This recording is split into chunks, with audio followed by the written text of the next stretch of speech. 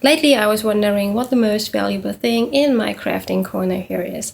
Is it that one skein of 100% cashmere, or is it just that simple cotton top? If you looked at them only through the lens of money, then it would be very obvious. But creativity has never measured its value that way. And I think that's why many knitters struggle so much explaining why their yarn stash is so meaningful. So hi everyone, welcome back to the channel. My name is Sarah and this is my little corner of the internet where I talk about yarn, knitting and a cozy, creative, mindful lifestyle. So if this is something for you, then comment and subscribe to the channel, stick around and let's just have a good time. In this video, I want to explore one of knitting's biggest contradictions. Why the more yarn we own, the harder it gets to decide what we actually want to knit and what your yarn stash really means to you. I think every skein of yarn holds its own beauty, because there are two kinds of beauty. The one that already exists and the one that does not exist yet. And a finished piece is always wonderful. It has a shape, it has memories, and you lived with it. But on the other hand, an unknit skein of yarn has a total different kind of beauty. It's beautiful in a completely different way, and not despite its potential, but because of it. It can still become anything. Every future version of whatever that thing is going to become, it's going to be wonderful. So this is where the contradiction actually begins. To me, a basket full of yarn is one of the most inspiring things in the world. It's like a huge sandbox full of ideas. I just love looking at colors and feeling the textures and imagining future projects and just daydreaming and really getting into the whole world of possibilities. And I don't think that needs to be justified, because beauty doesn't have to earn its place.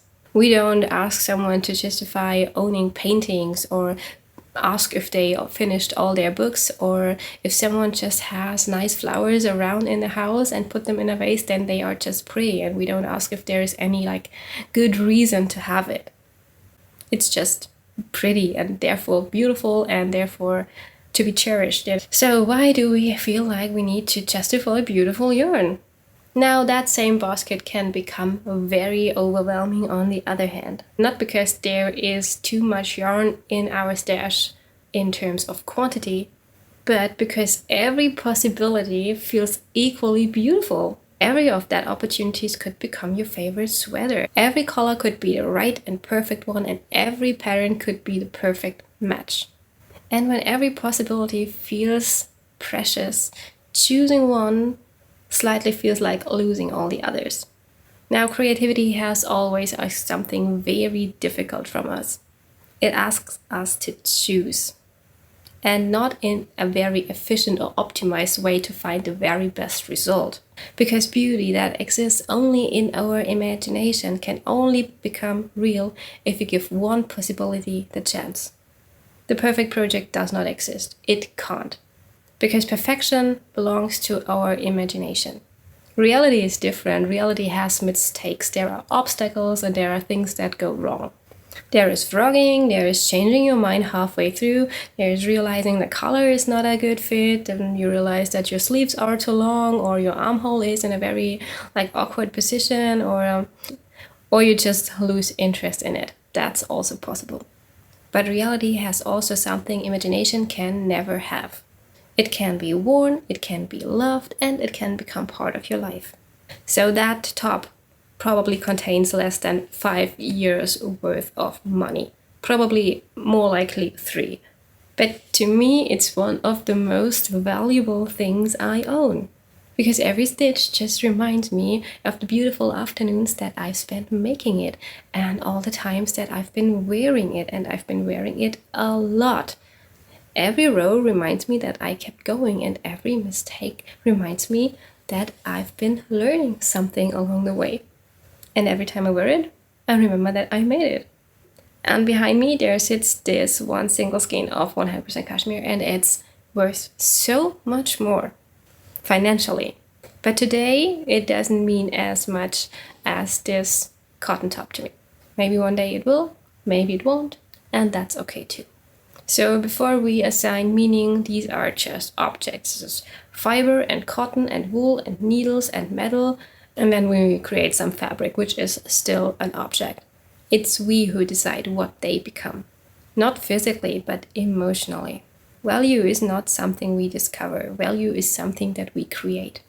And that's why your yarn stash is so much more than just a financial investment. It's an emotional landscape. It's a collection of beautiful ideas, just like paintings you would put on a wall. It's quiet afternoons that haven't happened yet. Or a beautiful garden that you have the seeds to make it grow and bloom and spend a lot of wonderful moments in there. It's dreams you enjoy returning to. And if simply looking at that yarn brings you joy, then that is already good enough. Because then that joy is already real. It doesn't need to become anything exciting before it becomes its right to be beautiful and to exist and have a meaning to you. And if no one told you today, that goes for you as well. Maybe that's the whole contradiction. A yarn stash can be inspiring but overwhelming. It can be beautiful and it can be unfinished. It can be full of dreams and it can be full of decisions. And both things can be true at the same time. And my goal isn't even to solve that contradiction. Not at all. Maybe the goal is just to simply notice it. And then once in a while come there and give one possibility the chance to become real. And before you close this video, I want to give you a little invitation. Next time when you look at your yarn stash, don't ask yourself if it's too big or if you should knit faster, give some away. Write it down in numbers or put it in a spreadsheet. Just notice what you have. Notice how it makes you feel. Maybe you'll feel inspired, maybe you'll feel overwhelmed, and maybe you feel both at the same time, and that's completely okay. Because creativity, as I experience it, is full of contradictions in any and many possible ways.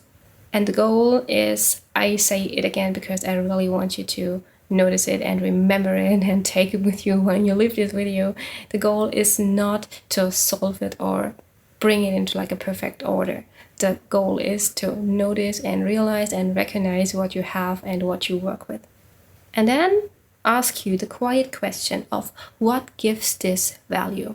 Not the internet or not the price tag that is still on it. What gives this specific thing the value? Maybe that value lies in becoming a cardigan. Maybe it inspires your next project. Maybe it reminds you of the trip where you bought it. Maybe it reminds you of a kind friend who gifted it to you. And maybe it just makes your creative space feel like home. And none of those answers are more correct than others. Because value does not simply appear when we buy something and put it into our homes, and it doesn't disappear if we never use it. So perhaps the real question isn't, is my yarn stash worth it? But what kind of meaning have I chosen to give it? And I think that's the question only you can answer. So if you want to share your answers with us, then please leave a comment down below or just a little yellow heart so I know that you have been there. And now get off the screen, do something creative, do something in silence. Go just admire your stash and look at all the beautiful collections that you have gathered throughout the years. And I will see you in the next video. Until then, happy knitting. Bye bye.